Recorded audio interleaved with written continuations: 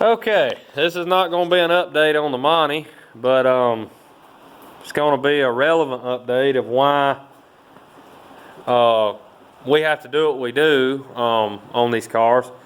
Was on the internet a little bit ago, and every now and then these pictures will pop up with these cars with trees grew up through the hood and all that kind of stuff.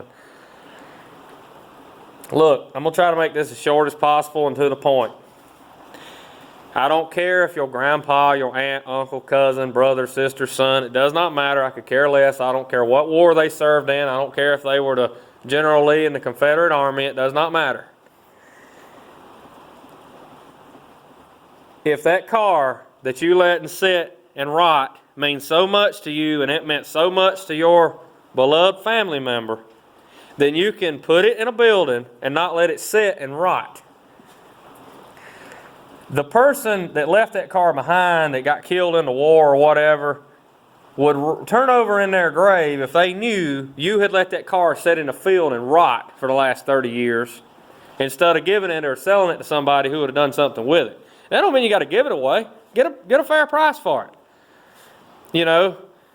And another thing, you out there who get pleasure and some type of sick perversion out of getting a ha-ha out of telling somebody no when they ask you about a car, that's disgusting. And you need to take a look at yourself. There's no sense in that. But, and there's a lot of y'all out there that have good intentions when it comes to fixing these cars. Get them in a building. And if you can't fix it, sell it. It don't mean you got to sell it to the scrap guy that's going to give you $200. It don't mean you got to sell it to me, who's going to try to make a profit at times. Sell it to somebody who wants it. Get a fair price out of it. There's nothing wrong with that. But don't let it sit there and rot. This car sat 30 years, and this is what rats do to a car. They pee on everything, and they cause a lot of panel replacement. Or worse yet, they end up in the junkyard. I've parted out over 40 of these Monte Carlos the last 10 years. And some of them were those gonna fix it up someday cars. Some of them, they didn't want to sell them at first, and I was able to buy them. And ended up being parts cars because they got in too bad a shape.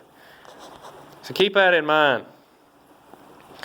Again, you may not want to hear this, but this gonna fix it up someday stuff, I mean, there's a Camaro that sit behind the hospital for 67 for 30 plus years, probably 40 by now. It's moved now somewhere else. Same story. My grandpa stopped there 20 years ago, stopped there again with me when I was like 12. Same exact story. Gonna fix it up for the grandkids one day. Bull, you're not gonna do nothing. It's gonna sit there until there's nothing left. And then somebody actually asks about buying it, you won't give them a price. They could lay 10 grand on the hood and you still won't sell it. It's like you get some type of kick out of telling somebody no. It's absolutely ridiculous. There's a 64 Impala SS on Highway 24 in Anderson right now. And a lowrider guy here in town, he told me he laid $8,500 cash on the hood of that car 25 years ago. Now you got to understand something. That car's in such bad shape now it wouldn't even bring $8,500 even though it's a convertible. It's a 64 SS convertible. It still wouldn't bring it kind of money because it needs too much work now. It's been sitting too long. But the guy's got plenty of money, so the money didn't mean nothing to him. So he wouldn't take it.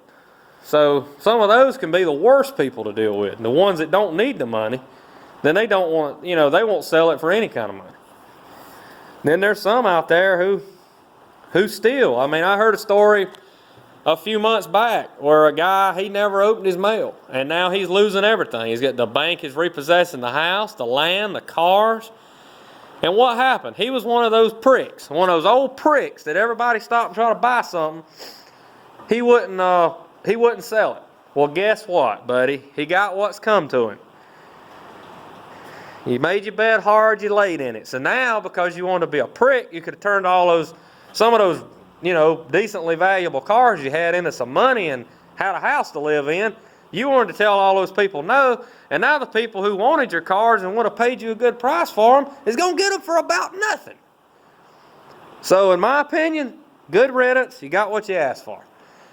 Me and a friend of mine went down in Alabama back in this football season back in November. And I'll admit, I got a little bit of pleasure walking around that place, knowing that that guy was one of those hard people to deal with. And it was an estate sale, and we was pretty much having our way. You know, it's bad that you feel that way, but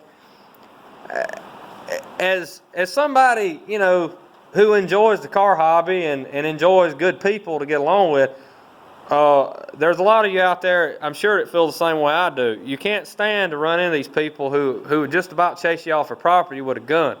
It's ridiculous, you know. And this particular guy I heard, you know, walking around down there, he was pretty hard to deal with. He very rarely sold anything. And if he sold anything, it was usually high. You know, the price was way high, way high. So, you know, and now we go down there and there's 200 and something total cars around this property. So I was able to get some stuff, and, you know, it made you feel good. You know, you get a little bit of retaliation on some of these people. I mean, it's bad to say that. It really is, but it's completely ridiculous that this kind of stuff goes on. Some of you may not want to hear this, but, you know, the good book, the Bible says, you know, to be good stewards of what the Lord gives you. Well, letting cars that He blessed you with sit behind your house and rot to the earth is not being good stewards of what the Lord gives you. And some of you do this, know what you're doing ain't right. And, you know, keep that in mind. You know, you want to be, you know, and again, even if it's sitting outside, if you got a 57 two-door hardtop behind your house, and you know this car is worth $3,500, even though it's rusty, and somebody wants to give you $200 for it, no, don't sell it. But get a fair price for the car, you know. But just don't let it sit there and rot to the earth. And by all means, this is the worst thing I cannot stand. Do not take pleasure in telling someone no. And I have dealt with a few people who I think take pleasure in it. There's a fellow in Piedmont that's got a bunch of cars in a field up there off Shiloh Church Road. And nobody can still get anything out of him. And the guy don't need the money. So, I mean, I don't really think he cares. I think he gets a little bit of pleasure out of, you know, leading you on a little bit. Then you just can't get him on the phone. So, don't be that way either. Well, my rant is over for today. I got to get back to work on this car that sat 30 years. Take care, everybody.